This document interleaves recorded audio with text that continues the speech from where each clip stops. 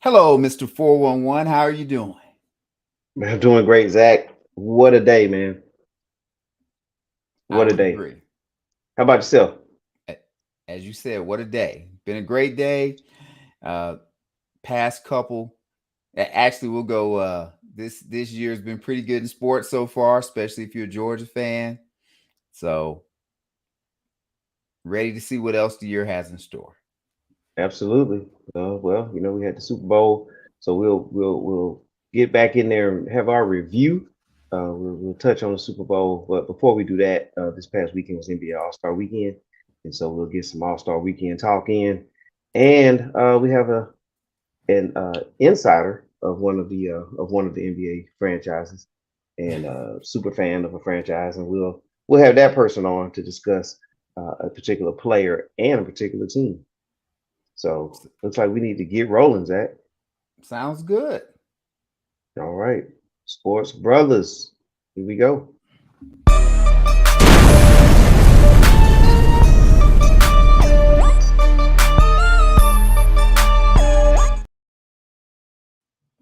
All right. Let's get it. Yes, that's right. Before we get rolling, welcome to the show, everybody. Today is February 20th, 2023. Sports Brothers Show. He is Zach. I am Mr. 411. Please hit that like, subscribe, share button, notification.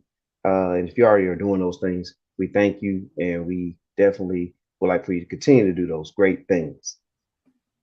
Absolutely.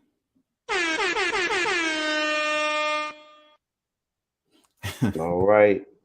All right. Well, look, man, All Star Weekend. I know you have some things to say about it, Zach. So do I. And but before we get to the All Star Weekend, I think we're going to discuss something about a particular player that's in the NBA that at one point in time has been an All Star. Oh, somebody's at the door, Zach.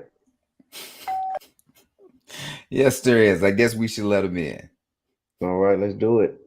Bring in Brooks. What is going on, Brooks? Hello, What's up? Brooks. What's up?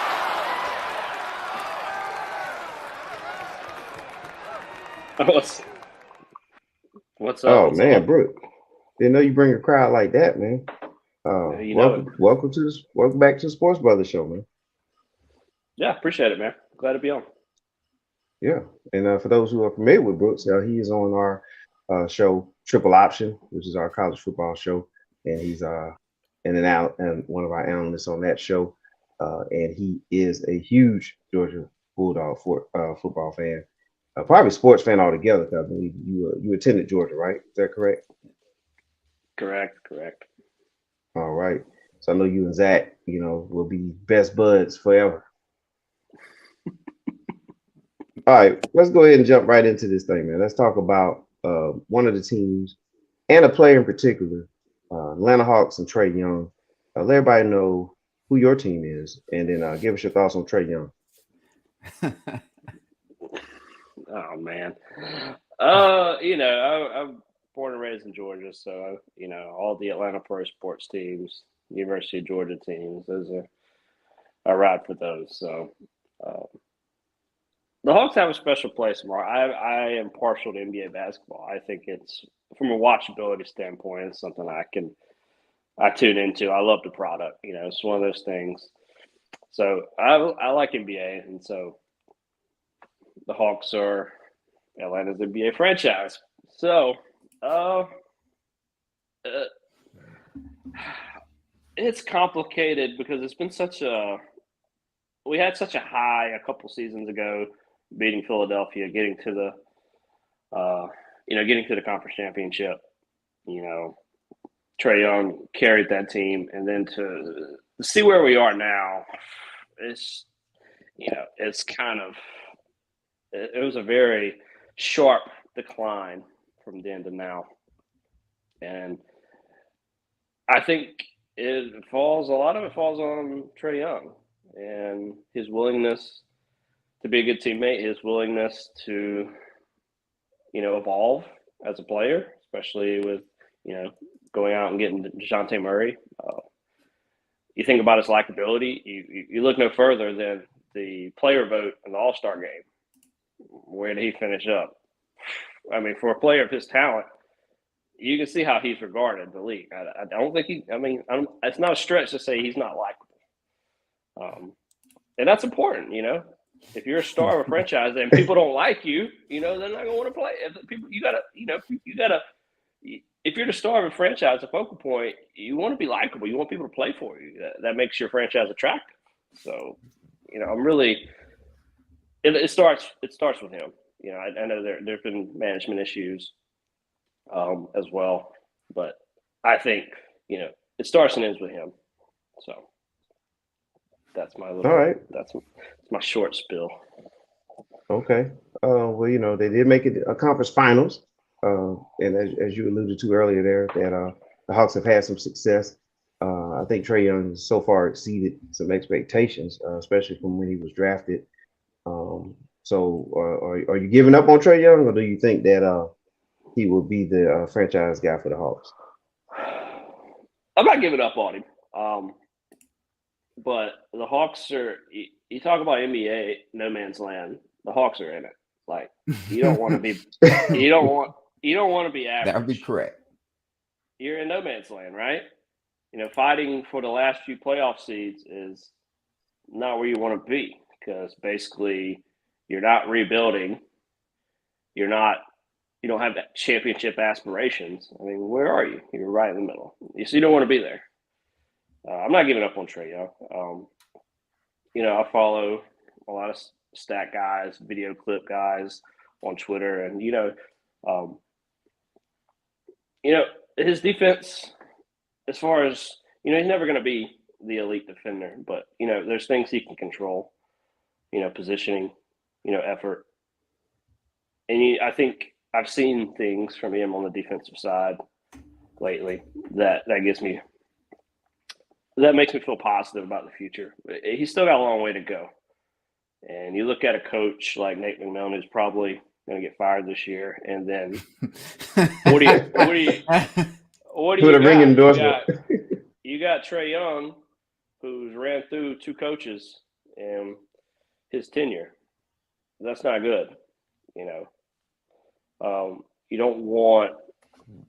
I think the question has to be asked, like, what kind of coach is going to fit with Trae Young? And that's not what you want in your superstar. You want him to be adaptable and be able to fit under any coach. So I'm kind of middling, as you can see. I'm up and down. I can't really tell you. I'm kind of in between. Yeah, it's going to be interesting. Yeah. Well, I mean, he's in a part of his career now where it's like, getting acclimated to the NBA and things like that and starting to adjust. I think he's, kind of been in that phase as far as just as an individual player. Statistically, he actually had the most assists and total points and assists in the league.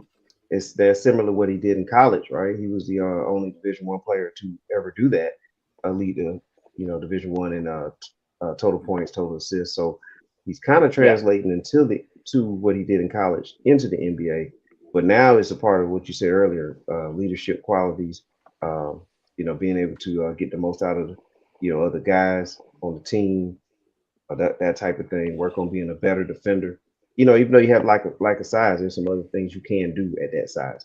And so we'll see where all that's going. And I do think coaching will be important. I mean, if you look at Phil Jackson and how important he was to the Lakers with Shaq and Kobe. Before Shaq and Kobe, they were not going to finals. They were not, advancing deep. But the system that was in place, kind of the mental games and things that have been played, you're going to have, it looks like with a Trae Young, you need somebody there that can definitely, he will have to look upward to. And not say Nate McMillan's not an excellent coach, because he is. But, maybe with somebody like Trae, it may needs to be another type of coach. I'm going to pass over to Zach and see if he had anything that he wants to throw in and maybe share with you. Yeah. Trae Young is a great stats guy. There's a whole bunch of guards in the league that are good, but I don't know why we always do this. He's a short guard. He ain't lead no team to a title unless you get some tall guys. It looks like wings in the NBA right now that are elite. you don't win a championship unless you're Steph Curry or Isaiah Thomas. And go ahead and name me the guard that's been a little guard that's won it. Maybe you get there with Chris Paul this year, but what did they do? They went out and got Kevin Durant. So Trae Young is just like Damian Lillard, kind of just like all these other guys that are guards. They go get you these numbers that look great, get the highlights and all this other stuff, and they end up getting paid. Their teams don't win a championship, and everybody looks around and they're all disappointed, but the NBA rewards you for being tall.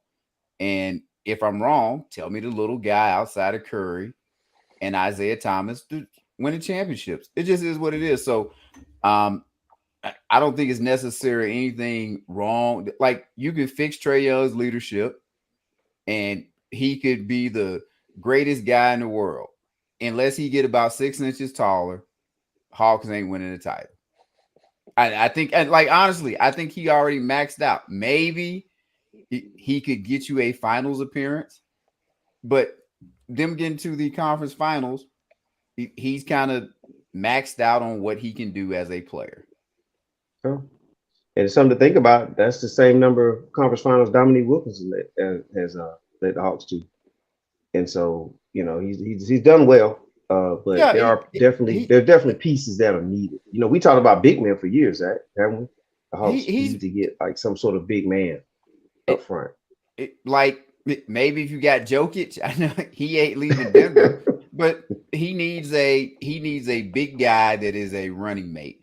Joel Embiid, somebody like that can be a force, because you can defend like each of us. I don't know how tall you are, Brooks, but in reality, and even with our next guest that comes on, all of us could probably guard Trae Young to a degree if we were on the basketball court with him from a size standpoint. And all of us could probably post Trae Young up and do something to him.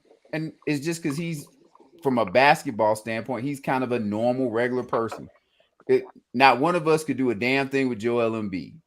Not one of us could do a damn thing with Jokic or Anthony Davis or LeBron James or Antetokounmpo or Jason Tatum. Like, it's just kind of how it is. And I think we get it following this with Kyrie all the time. Everybody always talks about, oh, Kyrie, he's the most skilled guy ever. And he could do this and do this. And when he's your best player, you don't win a damn thing. Because all of that skill and everything he has, that's just a means to score points. And you do all of that stuff almost like in boxing when you can't do anything else. But ultimately, you're trying to knock the guy out. So Trae Young has been, I hate to say fine, but for what should be expected of him, he's been fine. And like you said, Brooks, coaches get fired because they'll go through about 3 or 4 coaches, and then they'll finally realize, man, Trae Young is short. That's why we can't win. And then they'll look to move him like they do with all these other guards, minus what, Lillard. Well, I think if management can work things out and really foresee what's needed, you know, they can go another step. But until then, it's gonna be you know, basically playoff type team. If the year goes right, they can get a decent run. But for the most part, that's pretty much where they at.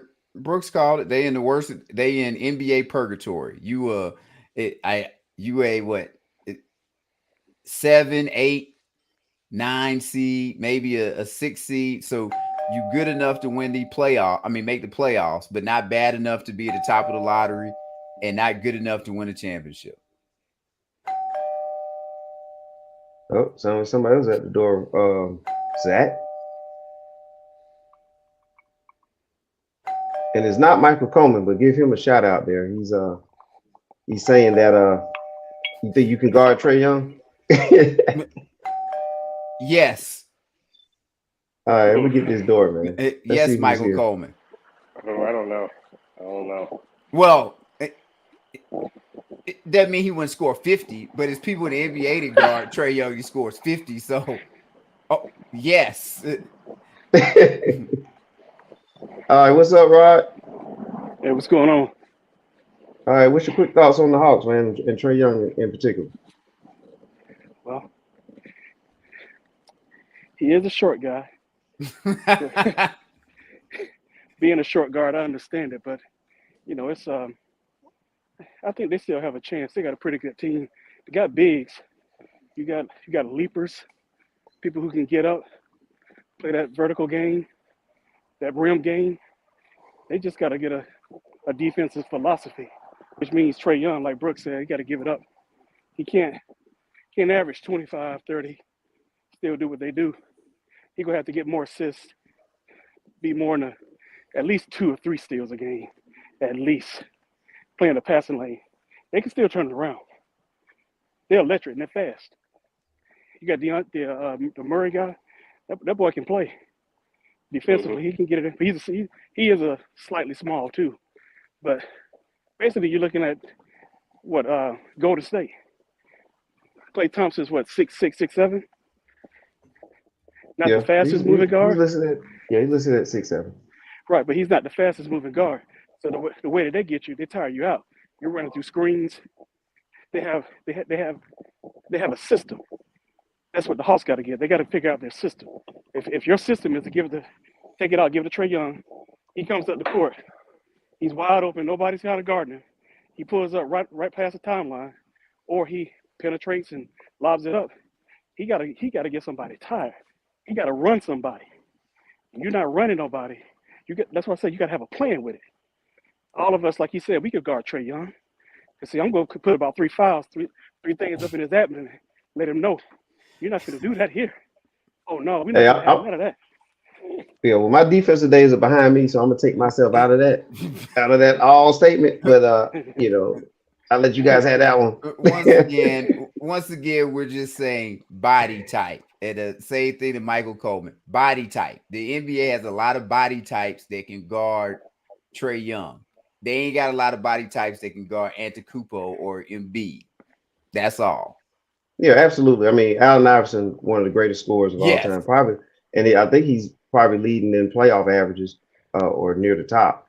And and he has one finals appearance as the man and no championship. So you can see how great he is and how that's turned out.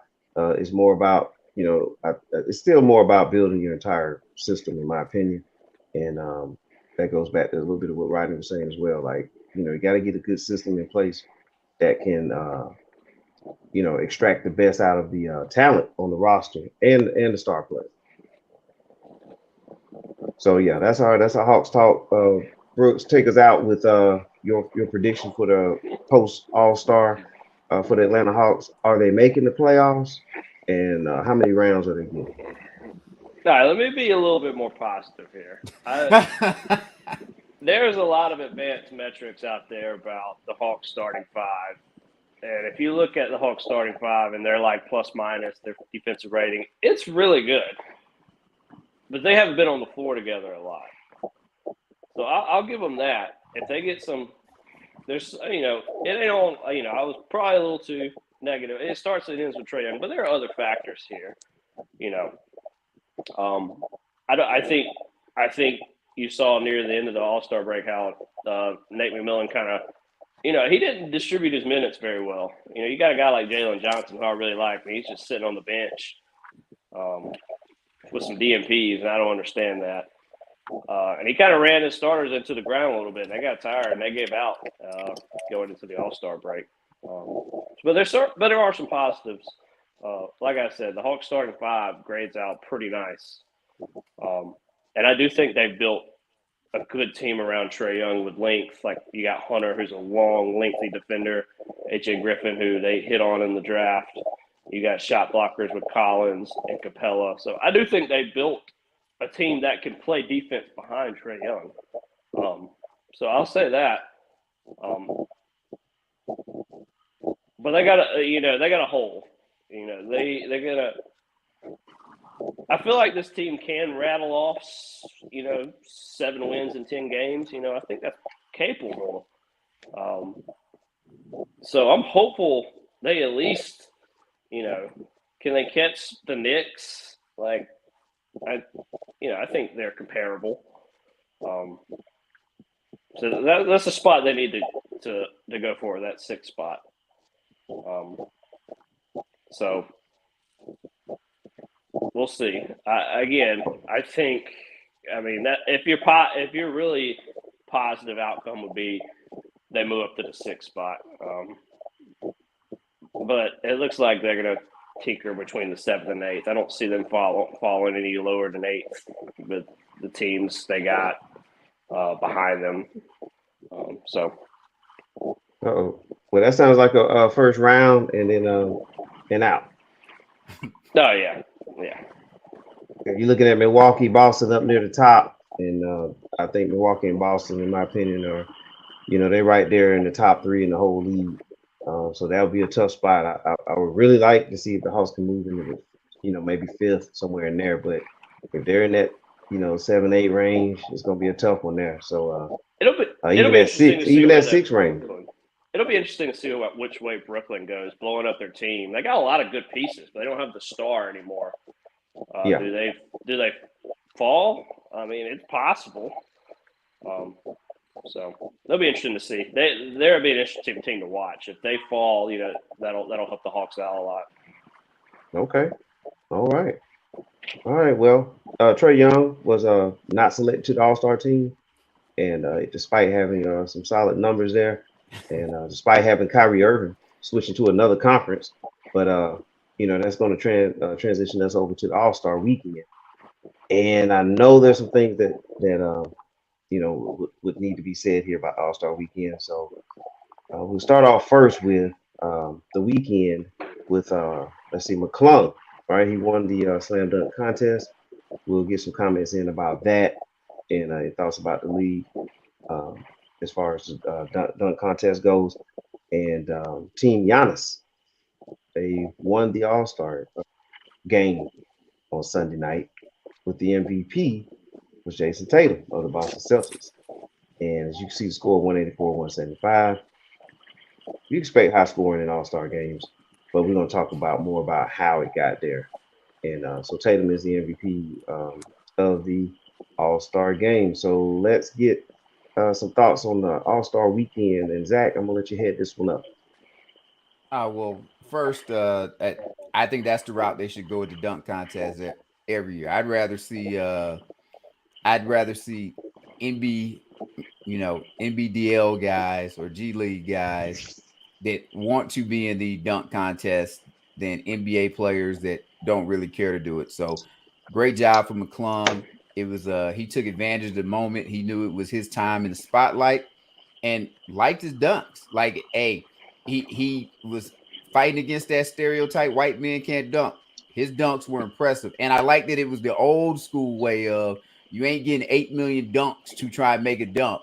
You get your 1 or 2 opportunities to go make a dunk, and then there you go.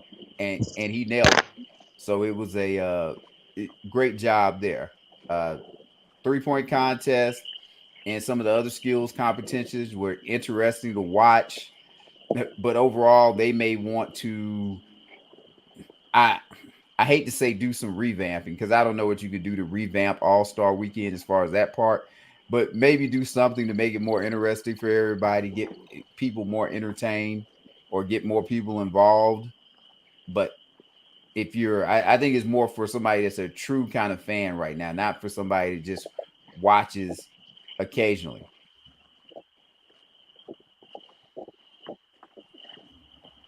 You can go ahead and jump on Brooks if you want. Yeah. I mean, the other thing I'll say is I was disappointed. Usually in the fourth quarter of the All-Star game, you get a little bit of competition, and they kind of tighten up and compete against each other. And you just didn't get that this year.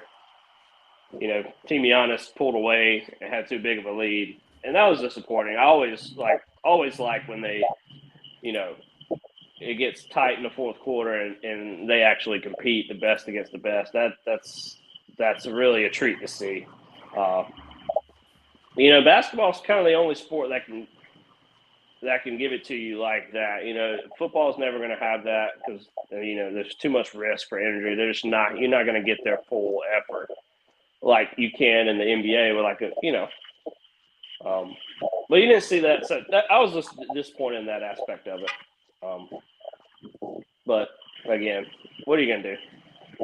Well, I'll be honest. I didn't watch any of the game because for the simple fact that the game is not very entertaining at all. And probably the other thing that stood out to me and Mr. Four when I talked about this, the live draft, it's unnecessary. And I, if I'm Jokic, and he probably is like this because he does seem to have an edge to him with his brother. I'm hoping Denver wins the championship this year because it is ridiculous that Jokic is, and Mr. Ford said this too, that he was basically the last player taken, was a throw-in for Kevin Durant, replacing him as a starter. That it's ridiculous that Jokic, for as good as he is, gets drafted after Joel Embiid when he beats Joel Embiid for first team All NBA every year, and then he gets drafted after Kyrie when he's led a team further as a number one player than Kyrie ever has. And everybody acts like this guy is just I don't know, like he should just be happy to be in the NBA because he just lucked up and got there. He's an excellent player. Now, does he have some liabilities on defense? Sure. But a whole bunch of the superstars, like Jason Tatum, ain't defensive players like that or whatever. But Jokic is a one, and he's a phenomenal offensive player and very highly intelligent guy.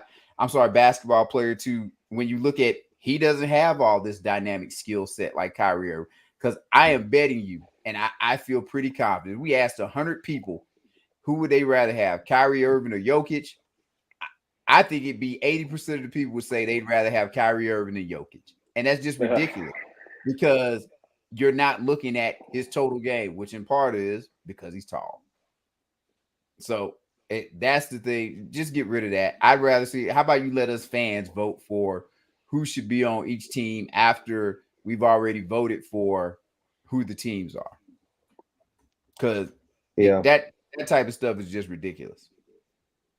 Yeah, it was interesting to just kind of see how it was going to go. But once I watched the draft, it was just like, you know what, this is just not worth it. My personal opinion, guys, and I'm a little more old school on it than most. The dunk contest, don't get me wrong, McClung did a great job, and I remember him at Georgetown playing for Patrick Ewing. He played for Ewing for a couple of years at Georgetown, and then I think he transferred maybe his senior year to Texas Tech, and he was dunking then. He was dunking in high school. He's always had this type of game, and but I think that when you have NBA All-Star Weekend, that is for the full-time NBA guys. That's for the guys who are playing there. And what's happened is, and Zach, you can remember this as well, but Clyde Drexler, you have Michael Jordan, Dominique, Dr. J, even the older version of Dr. J. Gentlemen that were star players, that were impact players, participated in the dunk contest. Doesn't mean that you don't have some role players that participate as well. That's what makes it intriguing. But just over the decades and years, it's become less and less and less. And even to have somebody who doesn't play in the NBA full time and then they come in and win the contest, you might as well scratch the whole thing if that's where you're going with it. To me, it shows more of the current players, like for example, a Ja Morant, who definitely could have done well in the dunk contest, and he's not participating at all. And he's a young guy. On top of that, it's not like he's been around for a long time and trying to rest his legs, things like that. So it's things like that that just kind of turn me off on the All-Star weekend. Used to be one of the biggest things I look forward to. And so that's just my thing on that. As far as the actual All-Star game, when I saw Giannis hit a layup and check out the game and he was done, that I was done at that point too. And not that he had to play because he did have a wrist injury.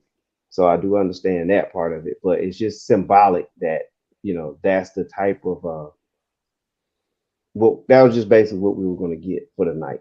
And gentlemen, the players out there were just not even trying to play defense. And if you go back to 1987, pull up the 1987 All-Star game and just watch how those guys go at it and play. And it's not even to the level where you have to hurt somebody, but you can tell that those players out there were competing. And that's what that platform for me would make it more entertaining. If I could just see that all that talent on the court going at it, at least trying to win the game, trying to win every quarter, then that would be enough for me. But if they're gonna do it like this, where it's just a walk in the park, it's not even worth watching. And to back that up, Malone for Denver Nuggets, he came out with himself and said it's the worst basketball game ever played. He said he doesn't know how you can fix it, and follow that up with one of the players who actually played in the game. He said it was a glorified layup line, Jalen Brown, and he actually played in that game. So that's the kind of reactions that are coming from the actual players in the game. So, gentlemen, I'm gonna pass it back to you guys. What do you think can make the game better? Well, nothing's going to make the game better. The NBA mimics society, and this all comes down to Jordan. And you talk about 87 or whatever. So you want to go back there and be old school. How much did they talk about rings back in 87? How much did anybody talk about, Larry Bird is 3-2 in the NBA Finals? Magic Johnson is 5-4 in the NBA Finals. Kareem didn't start winning championships until he got to the Lakers. He was a disappointment before Magic. Like, none of that talk happened. Now, that is the only thing that a player is judged on, how many rings they have. So when everybody gets mad about load management, the players don't care, because we don't care about regular season games. Because at the end of the season, if LeBron doesn't win a championship this year, everybody says 4-6.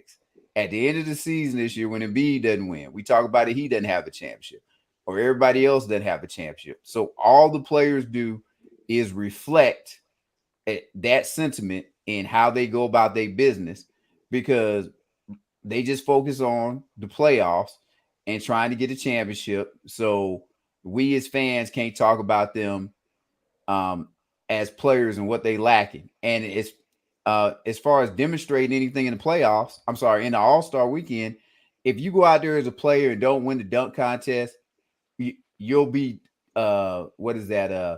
you'll go viral on social media, because it'll stream if you had a bad dunk or if you did whatever. If you go out there and get embarrassed in the All-Star game when somebody plays defense on you, or when you try to D somebody up and they do a move on you or whatever, once again, it'll be trolling. So it is twofold. If we want the players to care more, then we need to stop making it seem like when you make it to the NBA Finals and lose, it's like losing, being a lottery team. It needs to mean something. Like we just talked about Trae Young. And Trae Young may be as far as he ever gets in his career of making it to the conference finals. But to a degree, that stuff means something. Now, should he win an NBA Finals, or do we want him to? Of course. We all Georgia guys. We want Georgia to succeed, or want the Georgia teams to exceed. But there's levels to it. And just because you don't win it doesn't necessarily mean anything. And look at Shaq and Charles Barkley. The way Shaq talks to Charles Barkley, you would think Charles Barkley was a damn bum. And I don't know if you're old enough to remember, Brooks, but I remember when Charles Barkley was playing. Charles Barkley was a damn great player. And when you look at Charles Barkley's accolades, he has a lot of great accolades. Now, he ain't no all-time, top 10 player or anything like that, but he wasn't top liver, and yet this is what we get. So I think that is part of the issue. And we need to relook at that part of things as far as how we evaluate these players if we want them to care more. I think some of that I can take, but I do think there was a time when Jordan was they were saying, hey, it's time for you to win. You're scoring a lot of points. Can you get it done? There was Tragic Johnson and things like that. So I'm not going to put it squarely on that, but there's somewhere within yourself, regardless of what people say, you're on the court and compete. For me personally, I think the East versus West pride, that died out, and kind of like once that happened, and once the league started getting away from East West as well, I think that's kind of taken away from it too. But for me, I just think it's something from within. I mean, you gotta want, you get on the floor, you gotta on the court, you gotta want to compete, and that's why I say take a look at that particular game.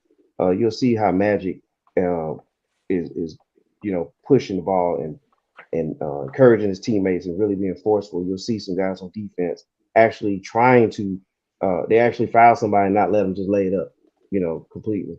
You see things like that where they're actually playing the game, and it's kind of a structured game as well. And you can play it to a degree to where you're not trying to just go all out, drawing charges and stuff, but at least compete. So but we'll get some Brooks' take on it too. So what you got, Brooks?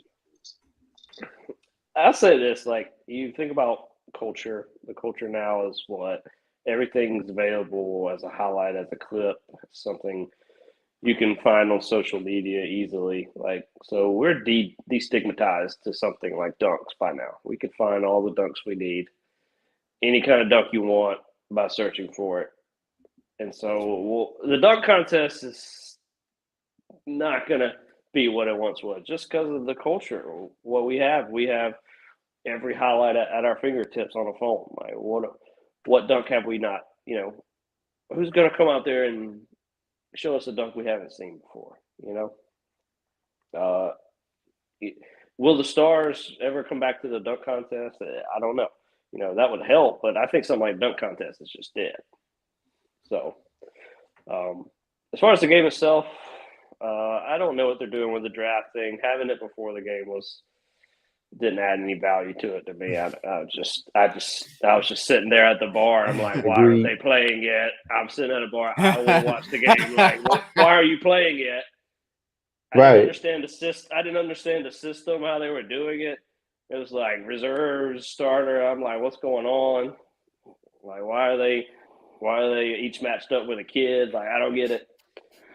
So, but I will say this, like, somebody like LeBron, if he would have came out there and set the tone at some point during the game, I think it could have picked up. But he never did. He's the only one I think could have turned the game. If he would have came out there and set the tone, that game could have turned. Because at least, if you think even like last year, at the end of the fourth quarter was competitive. I mean, at this point, that's all you can ask for is at least get some kind of competition between these guys. So, but LeBron didn't play much. So he was the only guy that could have swung it to me. I guess the highlight of it to me was Jason Tatum and Jalen Brown guarding each other for a few possessions, going at it. That was about all I could say. I found that mildly entertaining. So, yeah. Rob, what's your take on All-Star Weekend? I know you're a huge NBA guy, and you've seen it throughout the decade. So, what do you think about where it's at right now? It's just sad. It's sad. It's just it's not the same. It's went from men to boys, and it's went to. I blame LeBron James, and I'm sorry, y'all. It sounds like a hater. It's just,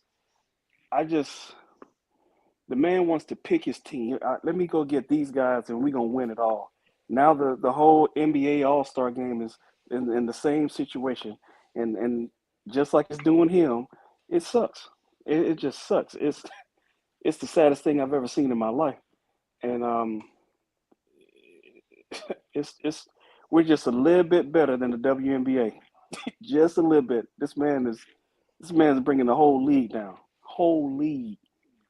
and I just sit back and be like, dang, it's a sad world, brother.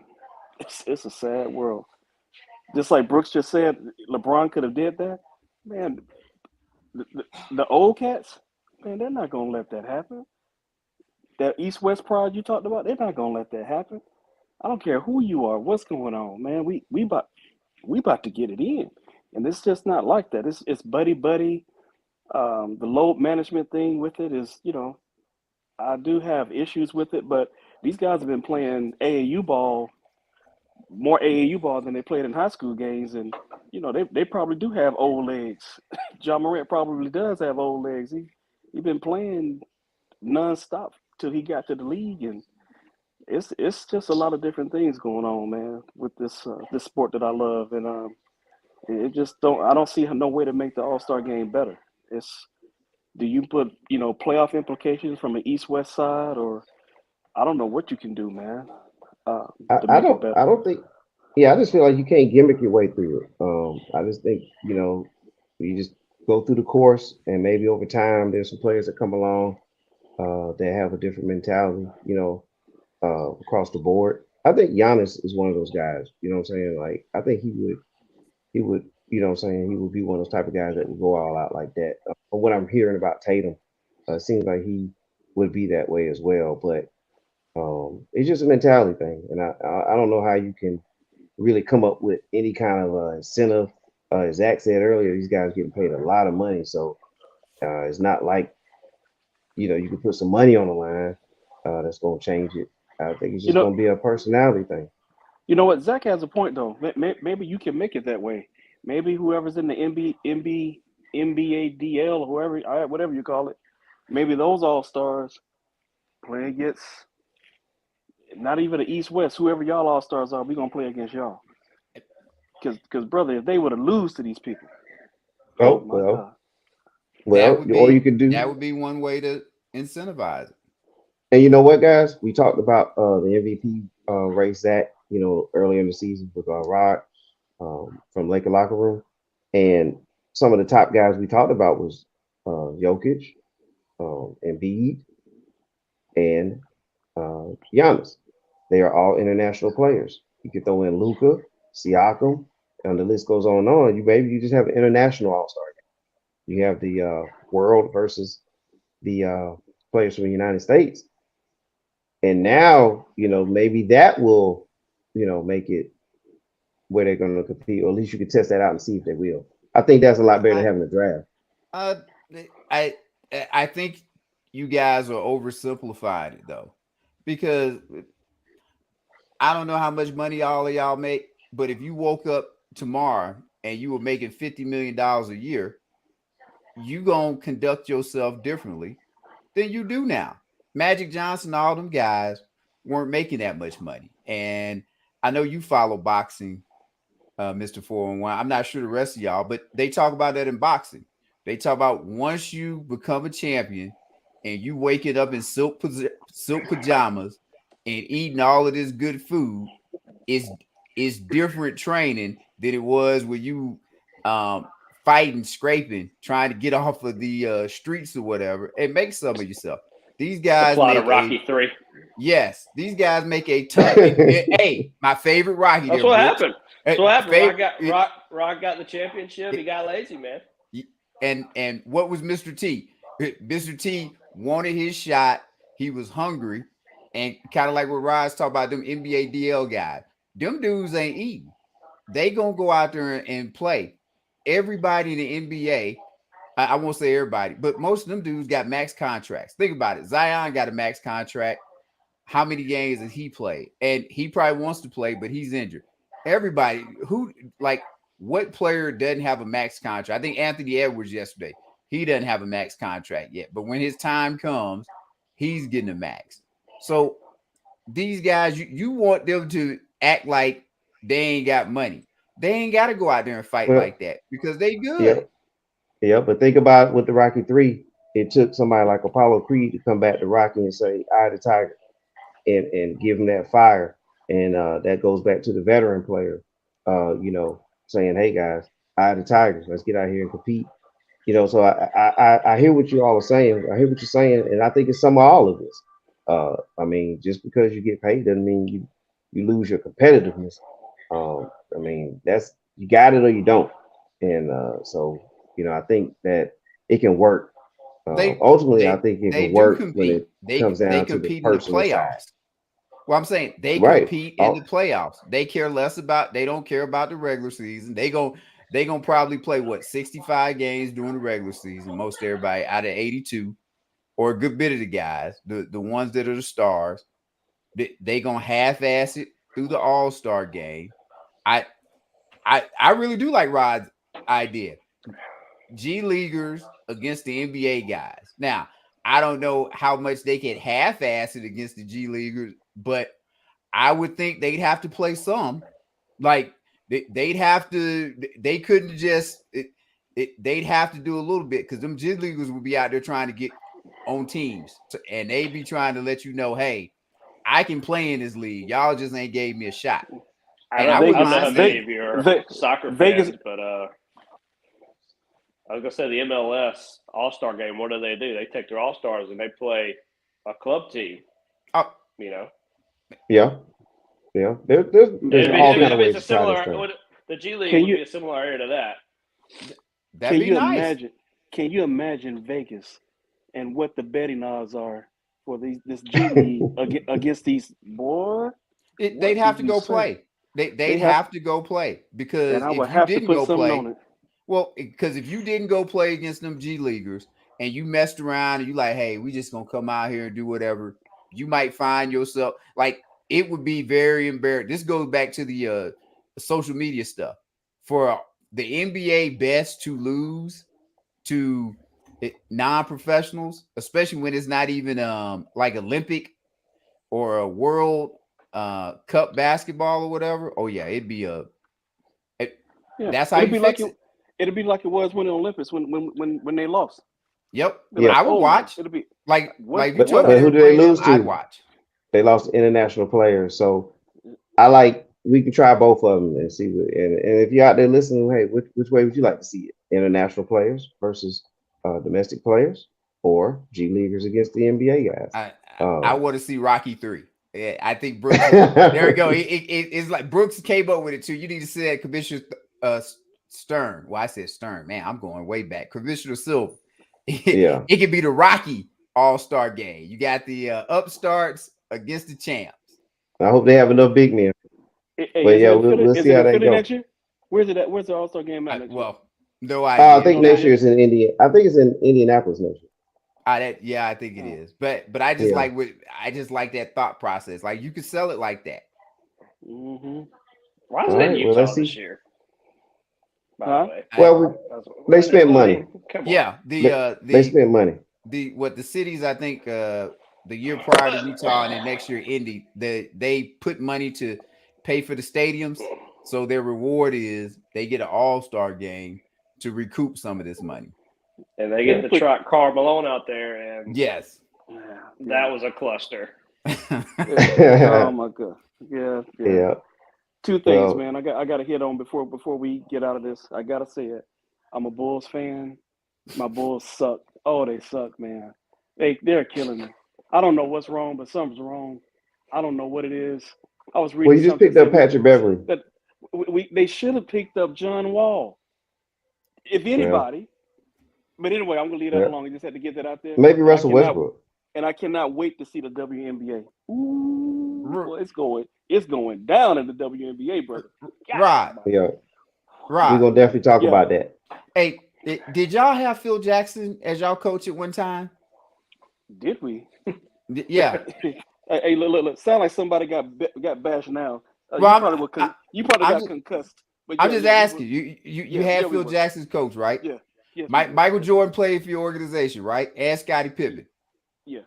And you won 6 championships in 8 years, correct? Yes. Two three-peats. I think you guys are good on the basketball winning front. I think no. Hey, look, don't Atlanta us. Don't Atlanta us. What do you mean? Don't Atlanta us. No. Don't do that. What I'm simply saying is we have a 2 guard. We got 3. How you? We got DeRozan. We have Levine. We have.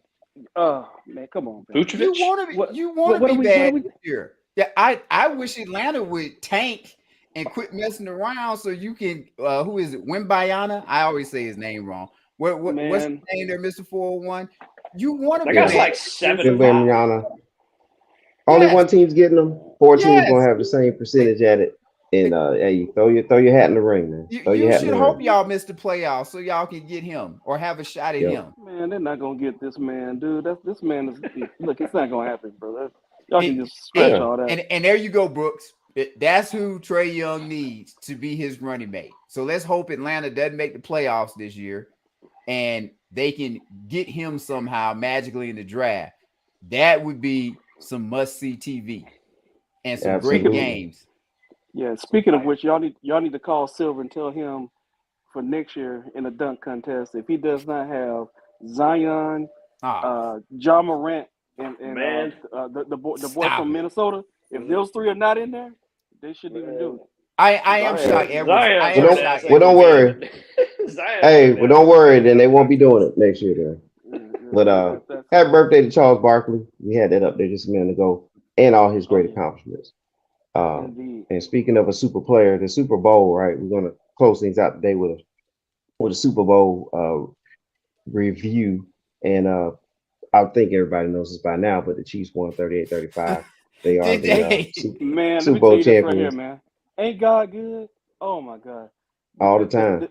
To not have to live and hear anybody from Philadelphia say anything, it's the most beautiful thing in the world. Oh my God! Look, but the only thing about that, Rodney, I know Rodney, you're a Cowboy fan. Oh, that's what I'm saying. He's got to be a Cowboy fan. Yeah. Well, I gotta, my dad's an Eagles fan. He's an Eagles fan, so I gotta give him some love on that. He's right here. So he's right there. Mr. Jones, big Eagles fan. Mr. Jones is taking it hard, but I told him his team is solid. They'll be back next year. As long as Seattle number one, no, they will not be back. They will not be back there next year. And God is so good. Oh my God, I can't even tell you. I said, Chuck, that Sports Illustrated. I going to the house, brother. I said, Chuck, you got something coming in the mail, brother. Hey Zach, why did the Chiefs win this game? We could go a few things. Jalen Hurts fumble in the first half to give the Chiefs 7 points. And then really more importantly, defense didn't show up in the second half at all for the Eagles. They gave up a touchdown every drive in the second half. And I guess if you want to just add more to it, the Eagles made, I think, all of the mistakes. Did the Chiefs make any mistakes in the game? I'm not sure, but the Eagles had numerous critical mistakes that just you can't do when you're trying to, I guess, win a Super Bowl, because you have to think that both teams that are there for the Super Bowl should be two pretty good teams because they both won their conference. And very disappointing that the two corners for the Eagles couldn't handle a whip route. But ultimately, I think Andy Reid, if you want to go Eric Bieniemy and Patrick Mahomes, they just really took advantage of, what was it, 30-minute, 40-minute halftime, however long it is, and they drew some stuff up and got away from what was causing them issues in the first half, took advantage of the Eagles being over-aggressive, like I said, especially the corners with the whip routes. And the Eagles, they didn't have any answers for it all. And you can start with the defense and kind of go from there. Yeah, absolutely. I also going to throw in that punt return. That was a game changer right there in a 1-point game. You can look at the kicker. Maybe you kicked it too flat, things like that. Maybe out kick the coverage. Well, but also give credit. Well, both of y'all are football guys. Go through it, Brooks and Rodney. Why do they not punt the ball out of damn bounds? Why do you not just kick it at an angle and kick it out of bounds? If you just kick it out of bounds, nobody can return the damn ball. And yet they never do this in the NFL. I don't understand. You remember you said that earlier. You said that earlier in the season when it was the Jets. Remember the Jets kicked it to the Patriots? Yes, just kick it out of bounds. Let's see, the kicker bonus is not structured like that, sir. Like, even if it only goes 35, 40 yards, just kick it out of bounds, and you ain't got nothing to worry about. But it was, I'm sure you're happy, Rodney, but it was the Eagles. Fans should be very disappointed, and I'm shocked that defensive coordinator got a head coaching job. Yeah, that too. Hey guys, Brooks, you officiate, so do I. May not be football, but gentlemen, what y'all thought about this play here with the hold They made It was a hold. big Well, I to wanna hear do from- about it. Well, I want to hear from the I want to hear from the referees, actually, people that ref. I don't have to hear from them. I see it. The Well, man told me. I know what it was too, but I want to hear what referees have to say. Well, really, the biggest thing is what do the fans say about it? Because you're hearing a lot of fans and media saying, Fans gonna be this fans. is not a time. This is not a time for it's a hold, but you don't call it then. And so, from the referee perspective, they had to call that. I mean, let's take another look at that. I mean, from a referee that looks like a hold. Film, from a referee perspective, film don't lie. You put it on film, you see the hold. I mean, what's the referee going to say? He's got the film. Like, you can talk about whether you want to call it or not.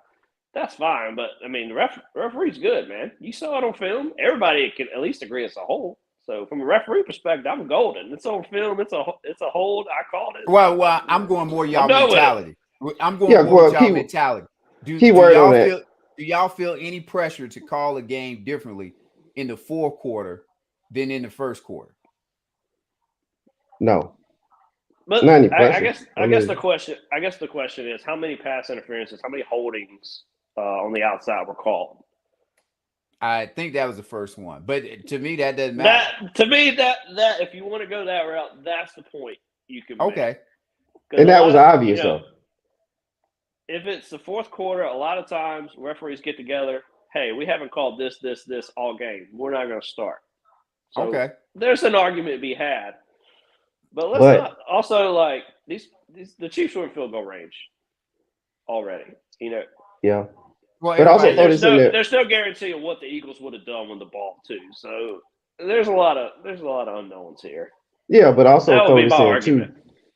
Yeah, and also throw in the obvious. I mean, when it's wide open right there, it's obvious that he held. So, if he calls holding, is it holding? I think we all just looked at that and said yes. Well, the reason why, unfortunately, it was smart by the Chiefs. The reason why it was a hold, if he'd have kept going to the inside and he had his hand on him like that and his momentum and nothing changes, then the referee, and y'all would have to, but I don't think the referee calls it because it doesn't look like anything changed. But because he did a whip route and he goes here and once his face is beat and now his momentum is going back the other way and he got like it is you really as soon as I saw it, I was like, you got to call it. Right. Like, it's a no-brainer. Why do you say you have to call it? Because it was clear and obvious. Well, yeah, because it was no way right now. What the real trick of it was, there should have been some Eagle coaching. There wasn't. Is what they should have said is, hey, if anybody gets beat, just let them score a touchdown. So we'll have time to go back down because regardless of what happened on that play, they were either kicking a field goal or they were going to run the clock out. Yeah, that's what would have been that. Hey, just let them score a touchdown. Because when they finally tried to let them score a touchdown, the Chiefs were smart enough to say, nope, we're not scoring yet. Yep, absolutely. All right, guys. Any closing remarks on the Super Bowl? Banging halftime show. I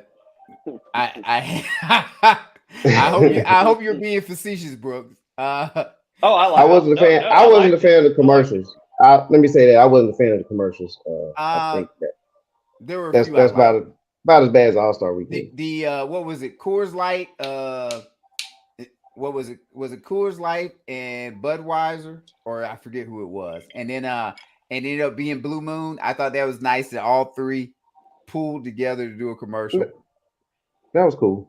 And Eagles, shame on y'all when I bet on y'all. Disappointed. And we could talk about some Eagles stuff later, I guess. We definitely will. So hopefully you guys will come back. Anything, Rodney, before we leave? Man, no, man. It's always a privilege and a pleasure to be on here with you guys, and look forward to the next time. Oh, I'm sorry. Good thing is Georgia won the national championship, though, twice in a row. Oh, yeah. Back to back. Yeah. And great chance to win it again next year. So some things are still right. Very good chance.